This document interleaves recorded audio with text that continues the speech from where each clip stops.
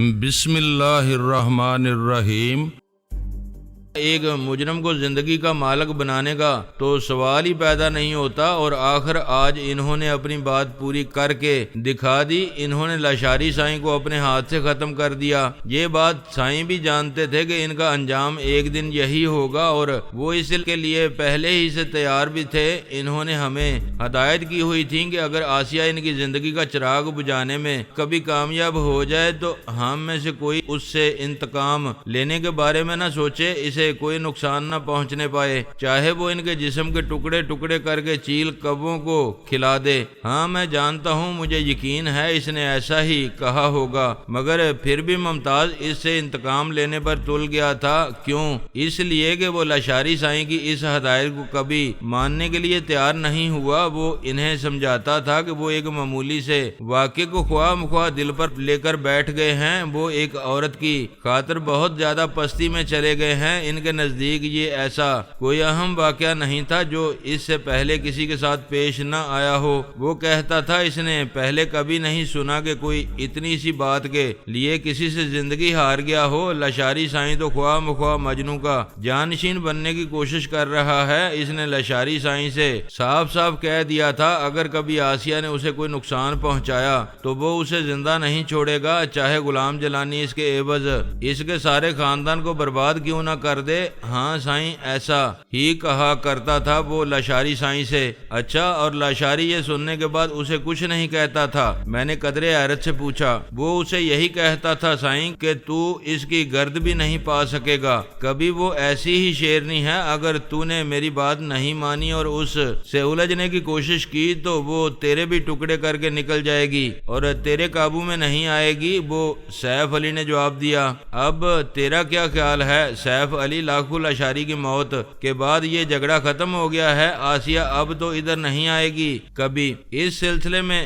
کیا کہا جا سکتا ہے سائیں؟ ویسے لگتا تو ایسا ہی ہے کہ اب وہ ادھر نہیں آئیں گی، بظاہر کوئی وجہ بھی نظر نہیں آتی ہے اس کی۔ تجھے وجہ نظر نہیں آتی لیکن مجھے نظر آتی ہے، بڑی معقول وجہ ہے اس کی۔ ایک بہت اہم کام ابھی باقی رہ گیا ہے، جب تک وہ کام پورا نہیں ہو جاتا وہ ادھر ہی منڈلاتی رہے گی اور بار بار اس کے ہاتھوں اس حویلی کے 2-1 افراد کم ہوتے رہیں گے۔ میں نے کہا۔ وہ حیرت سے آنکھیں پھاڑ کر مجھے دیکھتے ہوئے بولا، کیوں؟ وہ ایسا کیوں کریں گی؟ کون سا خاص کام رہ گیا ہے اب ان کا؟ تو نہیں جانتا میرے یار، حیرت ہے اتنی اہم بات کو تو بھولا ہوا ہے۔ وہ چند ثانیے پیشانی پر بال ڈالے غور کرتا رہا، پھر بولا، نہیں سائیں مجھے یاد نہیں آتی کوئی ایسی بات، آپ چاہیں تو بتا دیں مجھے بھی۔ حیرت ہے یار، تجھے وہ آسیہ کا بچہ یاد نہیں ہے جسے لاکھو لاشاری نے ادھر شب خیر سے 50,000 میں حاصل کیا تھا؟ اوہ وہ بچہ، ہاں اسے یہ ممتاز ہی تو لایا تھا، مگر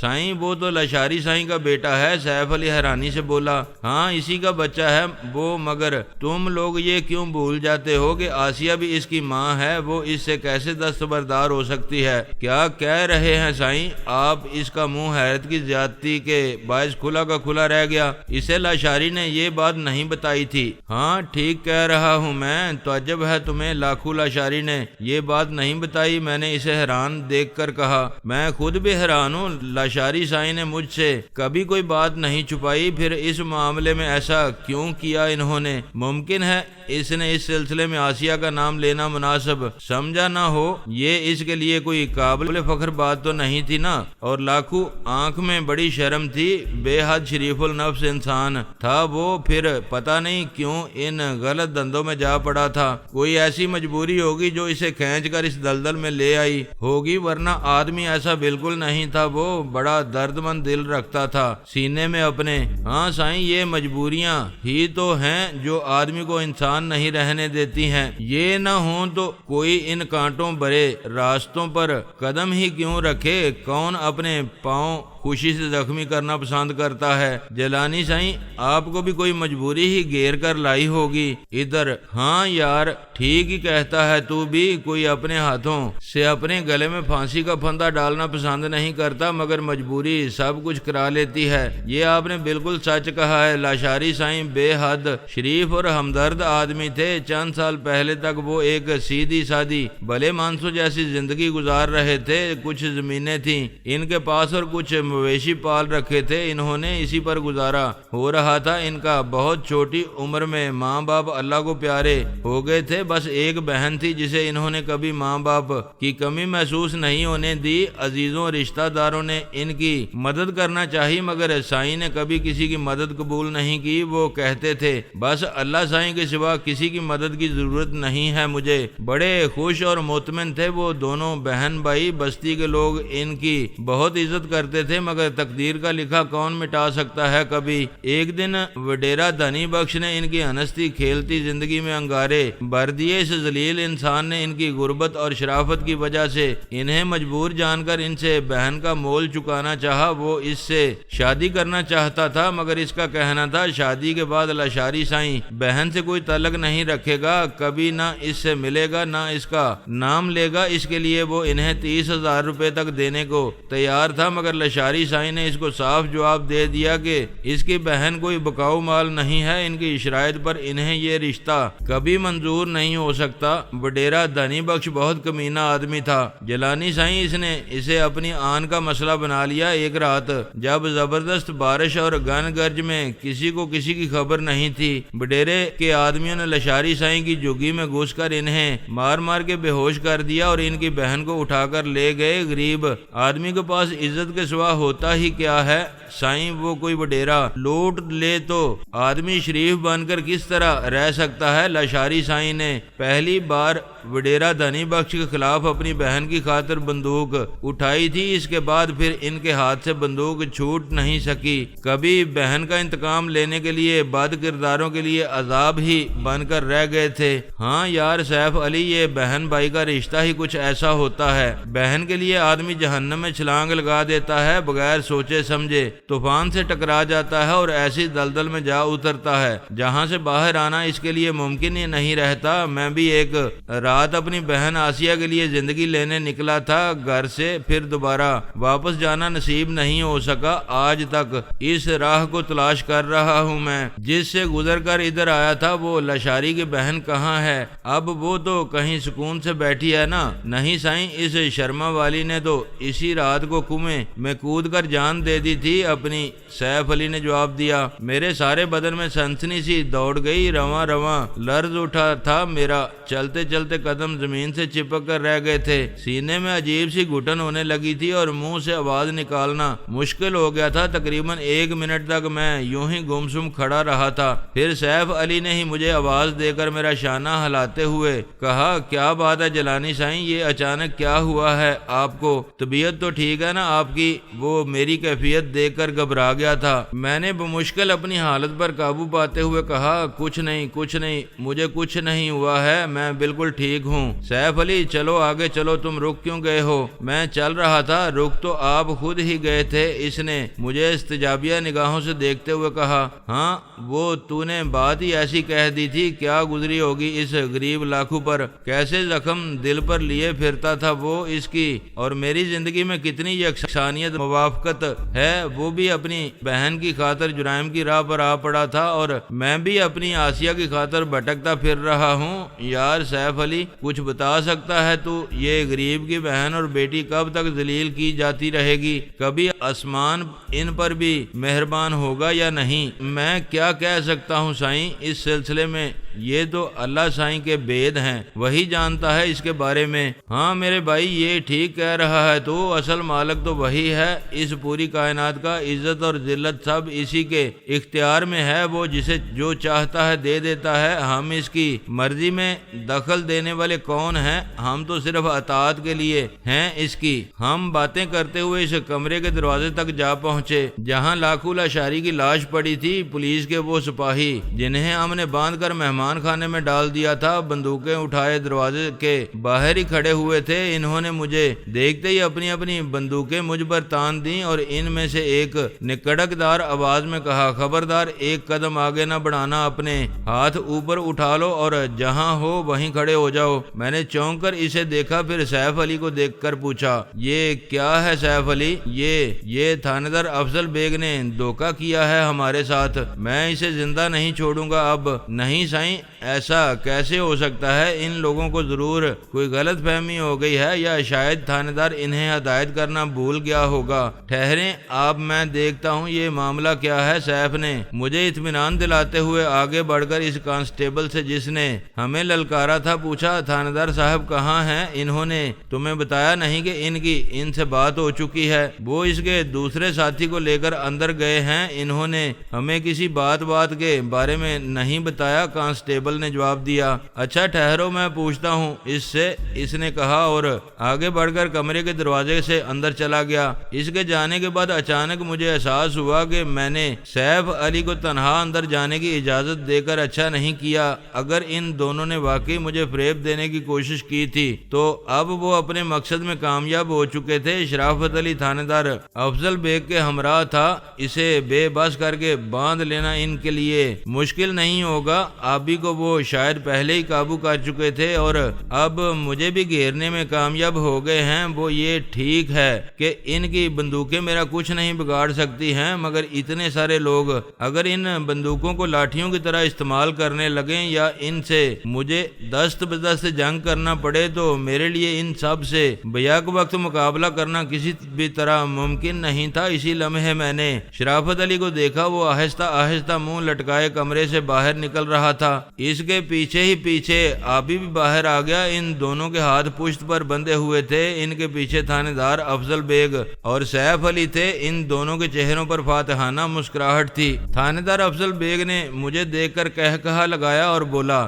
دیکھا سیف علی، میں نے آخر تمہارے اس مٹی کے شیر کو پنجرے میں پہنچا دیا نا، اب دیکھوں گا میں اس میں کتنا زور ہے۔ کیوں جناب غلام جیلانی صاحب، دیکھا آپ نے قانون کے ہاتھ کتنے لمبے ہیں؟ پھر وہ اپنے ماتحتوں سے بولا، کھڑے منہ کیا دیکھ رہے ہو، میرا باندھ لو سالے کو۔ ایک بار پھر میری خم پارا تقدیر مجھے گھیر کر اس مقام پر لے آئی تھی جس سے کترا کر نکل جانے کی کوشش کرتا ہوں۔ میں نے کبھی خون ریزی کو پسند نہیں کیا، انسان کی جان لینا میرے نزدیک کبھی اچھا فعل قرار نہیں پایا، لیکن نہ جانے کیوں حالات مجھ سے یہ ناپسندیدہ کام لینے پر کمر بستہ رہتے تھے۔ گردش زمانہ مجھے اس مقام پر لا کھڑا کرتی تھی جہاں سے آگے جانے کے لیے انسانی لاشوں سے گزرنا پڑتا تھا۔ ہر مرتبہ بہت معمولی سے فرق کے ساتھ ایک ہی جیسی صورتحال درپیش ہوتی تھی، یا تو اپنی زندگی کا سفر تمام کر لوں یا اپنا راستہ صاف کر کے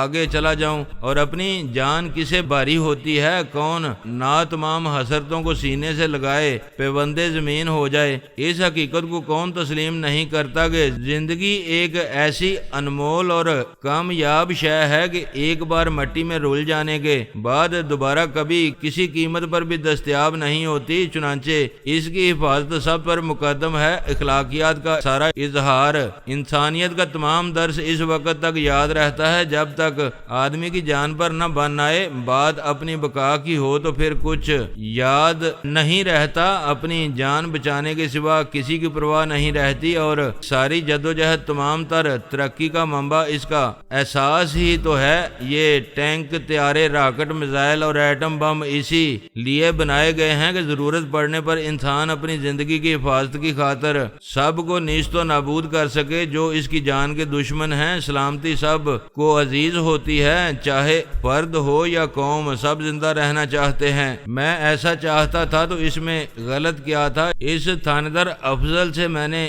یہ تو نہیں کہا تھا کہ تو اپنی پلاٹون کو لے کر خودکشی کی نیت سے میری راہ میں آ کھڑا ہو۔ میں نے تو اس کی جانب دوستی کا ہاتھ بڑھایا تھا، وہ منافقت پر آ ٹکا تھا تو میں اسے سمجھا کیسے سکتا تھا، اور وہ مجھے اتنی مہلت ہی کہاں دے رہا تھا میں اس سے کچھ کہہ سکوں۔ پولیس کے 4 جوان اس کے حکم کی تعمیل میں میری طرف بڑے چلے آ رہے تھے، میری جانب اپنی بندوقیں تان کر انہوں نے یہ سمجھ لیا تھا کہ وہ غلام جیلانی کو بے بس کر کے باندھ لینے میں کامیاب ہو چکے ہیں۔ چنانچہ وہ بے خوف و خطر میری طرف بڑھتے چلے آئے تھے۔ ان کے سوچنے سمجھنے کا یہ انداز کچھ ایسا غلط بھی نہیں تھا۔ کسی شخص کو بندوقوں کی سیدھ میں رکھ لیا جائے تو وہ مجبور محض بن کر ہی رہ جاتا ہے۔ ایسے موقعوں پر شیر کا دل سینے میں لیے پھرنے والا بڑے سے بڑا سرکش اور شہ زور بھی گیدڑ بن جاتا ہے۔ یہ اعتماد ہی انہیں دم بدم میرے نزدیک کرتا جا رہا تھا۔ ان کے وہم و گمان میں بھی یہ بات نہیں تھی کہ جن آگ اگلنے والی بندوقوں بندوقوں پر بھروسہ کر کے وہ میرے نزدیک آنے کی غلطی کے مرتکب ہو رہے ہیں، وہ میرے سامنے اپنی صلاحیتوں کا مظاہرہ کرنے سے قاصر ہو جاتی ہیں، ان کے دانے خاموش ہو کر رہ جاتے ہیں، زبانیں گنگ ہو جاتی ہیں، ایسے میں وہ ان کی کوئی مدد کرنے کے قابل نہیں رہتی ہیں۔ البتہ وہ عاقبت نااندیش تھانے دار ہتھیاروں کی اس بے بسی کا مشاہدہ کر چکا تھا۔ وہ ابھی چند منٹ پہلے ہی ممتاز کی سٹین گن اور سیف علی کی بندوق کو میرے سامنے گونگوں بہروں کی طرح گمسم دیکھ چکا تھا، مگر اس سے اس نے کوئی سبق حاصل نہیں کیا تھا۔ وہ شاید اسے کوئی وقتی خرابی ہی سمجھتا رہا تھا۔ اب تک کتنی صحیح اور سچی بات ہے یہ کہ آدمی کی بربادی کا وقت قریب آ جاتا ہے تو سب سے پہلے اس کی عقل ساتھ چھوڑ جاتی ہے، اس کا صحیح فیصلے کرنے کی صلاحیت سے محروم ہو جاتا ہے۔ وہ یہی نہیں بلکہ اچھے مشورے بھی پسند نہیں آتے ہیں۔ اسے ایسا ہی حال اس گھڑی تھانے دار افضل بیگ اور سیف علی کا تھا۔ وہ دونوں ہی مجھے اپنے شکنجے میں بے دست و پا سمجھ کر خوش ہو رہے تھے۔ میں نے انہیں حقارت سے دیکھتے ہوئے کہا، افضل بیگ، یہ تم نے اچھا نہیں کیا ہے، اپنے حق میں غلام جیلانی کو سمجھنے میں غلطی کر گئے ہو تم۔ یہ تو تجھے ابھی پتہ چل جائے گا کس نے کس کو سمجھنے کی غلطی کی تھی۔ افضل بیگ نام ہے میرا، بیٹے اچھے اچھوں کی سمجھ ٹھکانے لگا دی ہے میں نے۔ تو چیز ہی کیا ہے، بہت تیز مار خاں سمجھتا تھا اپنے آپ کو۔ ٹھیک ہے، پھر تو ہی ذمہ دار ہے اپنے انجام کا۔ یہ کہہ کر میں نے اپنے شانے سے لٹکی ہوئی سٹین گن پر ہاتھ رکھ دیا۔ خبردار، ہاتھ سٹین گن سے ہٹا لے جیلانی، یاد رکھ جتنی دیر میں تو اسے شانے سے اتارے گا اتنی دیر میں تو آدھی درجن گولیاں تیرے سینے میں اتر چکی ہوں گی۔ تھانے افضل بیگ نے مجھے متنبہ کیا۔ میں نے اس کی تنبیہ کی پرواہ کیے بغیر اطمینان سے سٹین گن شانے سے اتار کر سیدھی کر لی۔ مجھ پر اپنی بات کا کوئی اثر نہ دیکھ کر تھانے افضل بیگ بری طرح بکھلا کر چیخا، دیکھتے کیا ہو، کم بختو، مار دو، جان سے سالے کو دیکھ لوں گا میں۔ اس کے ماتحتوں نے اس کا حکم ملنے سے پہلے ہی مجھ پر گولیاں داغنے کے لیے اپنی اپنی بندوقوں سے زور آزمائی شروع کر دی تھی، مگر ان میں سے کسی کی بندوق بھی گولی اگلنے پر آمادہ نہیں ہو رہی تھی۔ وہ بار بار کوشش کرتے تھے، بندوقوں کو جھٹکتے اور زور لگاتے تھے، مگر کسی بندوق سے کوئی آواز تک نہیں نکل رہی تھی۔ میں نے تھانے دار افضل بیگ کے پیروں کا نشانہ لے کر گولی چلا دی، جو اس کی پنڈلی کو ادھیڑتی ہوئی نکل گئی۔ وہ لڑکھڑا کر نیچے گرا تو اس کے ماتحت اپنی اپنی بندوقوں کو لاٹھیوں کی طرح اٹھا کر میری طرف لپکے۔ میں نے ان کی ٹانگوں میں تابڑ توڑ گولیاں برسانا شروع کر دیں۔ 3-4 نیچے گرے تو باقی ایک دم پلٹ کر بھاگے اور کمرے میں گھس کر دروازہ بند کرنے کی کوشش کرنے لگے، مگر دروازے کے بیچوں بیچ تھانے دار افضل بیگ پڑا، دونوں ہاتھوں سے اپنی زخمی ٹانگ تھامے تڑپ تڑپ کر کرا رہا تھا۔ آبی نے ان لوگوں کی حالت دیکھ کر زوردار قہقہا لگایا تھا اور حقارت سے ان کی طرف تھوک کر بولا، اوئے بھاگ گئے سالے، بزدل، نکل گئی ساری فوں فاں سالوں کی۔ میں نے آبی کی طرف دیکھ کر کہا، کیوں خون جلاتا ہے اپنا، لعنت بھیج کمینوں پر، ادھر آ میرے پاس، یہ جکڑ بند کھول دوں میں، تیرے سالوں نے ڈنگر سمجھ کر باندھ لیا تھا کیا تم دونوں کو؟ آبی اور شرافت علی دونوں کے ہاتھ پیچھے کر کے ایک ہی رسی سے باندھ رکھے تھے، انہوں نے وہ دونوں میرے قریب آ گئے۔ میں نے انہیں آزاد کر کے کہا، اب جلدی سے نکل چلو یار، یہاں سے پھر کوئی نئی افتاد نہ آ گیرے، ہمیں ان کا بھروسہ نہیں ہے کوئی۔ جتنی دیر میں نے آبی اور شرافت علی کو بندشوں سے آزاد کیا تھا، وہ لوگ وقت سے فائدہ اٹھا کر زخمی افضل بیگ کو کمرے میں کھینچ کر دروازہ بند کر چکے تھے۔ آبی نے تیزی سے آگے بڑھ کر باہر سے دروازے کی کنڈی چڑھا کر کہا، چل یار نکل یہاں سے، ان رزیلوں کو بند کر دیا ہے میں نے، جب تک یہ باہر نکلیں گے یہاں سے ہم بہت دور نکل چکے ہوں گے۔ ہم تینوں بھاگتے ہوئے باہر نکلے اور حویلی کا چکر کاٹ کر شرافت علی کی کار تک جا پہنچے۔ میں نے فوراً ڈرائیونگ سیٹ سنبھال کر کار سٹارٹ کر دی، چابی اس کی اگنیشن میں موجود تھی۔ شاید شرافت علی نے یہاں آ کر کار کو سٹارٹ کرنے کی کوشش کی تھی، مگر ان لوگوں نے گولیاں برسا کر اسے ایسا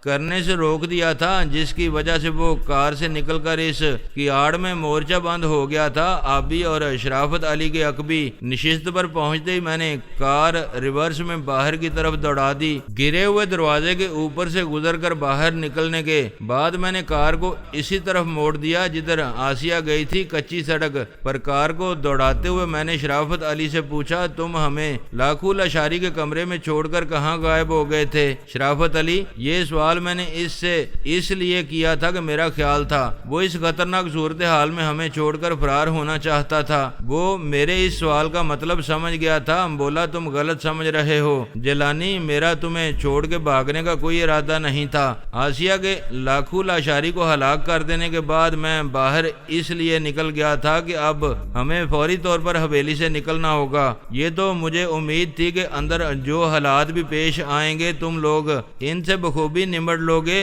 چنانچہ میں چاہتا تھا حویلی سے نکلنے کے لیے کار سٹارٹ کر کے تیار رکھوں تاکہ اگر تم لوگ لاشاری کے آدمیوں سے مقابلہ کرتے ہوئے باہر آؤ تو تمہیں ایک لمحے بھی وہاں رکنا نہ پڑے۔ ایسے موقعوں پر ایک لمحہ قیمتی ہوتا ہے، ذرا سی غفلت بازی پلٹ دیتی ہے۔ آپ بھی جلدی سے بولا یہ تو نے بالکل ٹھیک کام کیا تھا، تجھے تو یار بڑا تجربہ معلوم ہوتا ہے ایسے کاموں کا، اپنی زندگی بھی انہی ہنگاموں گزر رہی ہے میرے یار، میں کوئی شریف آدمی تو نہیں ہوں۔ شرافت علی بولا حالانکہ شکل سے بالکل ایسا ہی لگتا ہے جیسے ابھی واز ختم کر کے بس چلا ہی آ رہا ہے کسی مسجد سے۔ ابھی نے مسکراتے ہوئے شرارت سے کہا اس کی طبیعت کی شوخی کسی موقع پر اس کا ساتھ نہیں چھوڑتی تھی۔ شرافت علی اس کی بات پر ہنسنے لگا، میرے ہونٹوں پر بھی مسکراہٹ دوڑ گئی تھی۔ میں نے کہا تجھے غلط فہمی ہو جاتی ہے اس کی معصوم صورت دیکھ کر، حقیقت یہ ہے جسے تو پاکیزگی سمجھ رہا ہے وہ اس کے نام کا اثر ہے جو اکثر نظر آتا رہتا ہے۔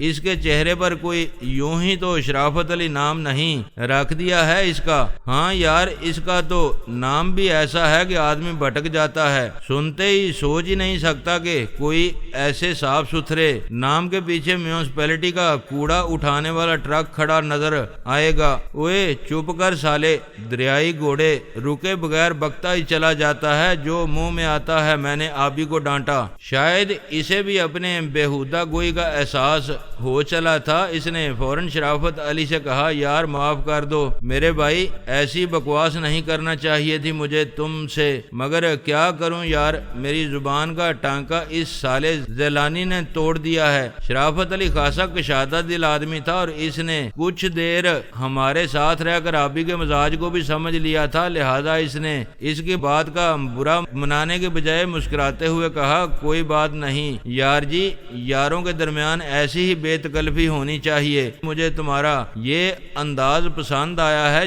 اب یار زیادہ سار نہ چڑھا اسے اور لعنت بھیج ان فضولیات پر، یہ ان باتوں کا وقت نہیں ہے۔ میں نے کہا تو پھر کن باتوں کا وقت ہے یہ بھی فرما دیجئے گا غلام جیلانی المعروف ہاشم خان صاحب، آبی نے ہنوز شوخی سے کہا۔ میں کہتا ہوں بکواس نہ کر ذلیل آدمی، کبھی وقت بوقت بھی دیکھ لیا کر، زبان کو لگام دے کے رکھ اور دماغ استعمال کر لے ذرا سا، زبان چلانے کے لیے بھی تو دماغ ہی سے کام لینا پڑتا ہے یار جی، اس کے بغیر زبان بھی کیسے چلائی جا سکتی ہے؟ بکتا ہے تو سالے، یہ غائب دماغ لوگ جن کی کھوپڑیوں میں بوسے کے سوا کچھ ہوتا ہی نہیں ہے، جس کی وجہ سے گلی کوچوں میں غلاظت کے ڈیروں پر بھی بسیرا کر لینے کے عادی محسوس کرتے، کوئی پتھر اٹھا کے بچوں کے پیچھے بھاگتے ہوئے انہیں کچھ احساس نہیں ہوتا۔ زبانیں تو وہ بھی خوب چلا لیتے ہیں، بلکہ تیری طرح زبان ہی وہ چلاتے ہیں۔ میں نے ہنس کر کہا۔ ابھی یکدم ہتھے سے اکھڑ گیا، کیا مطلب ہے تیرا؟ کیا ثابت کرنا چاہتا ہے تو؟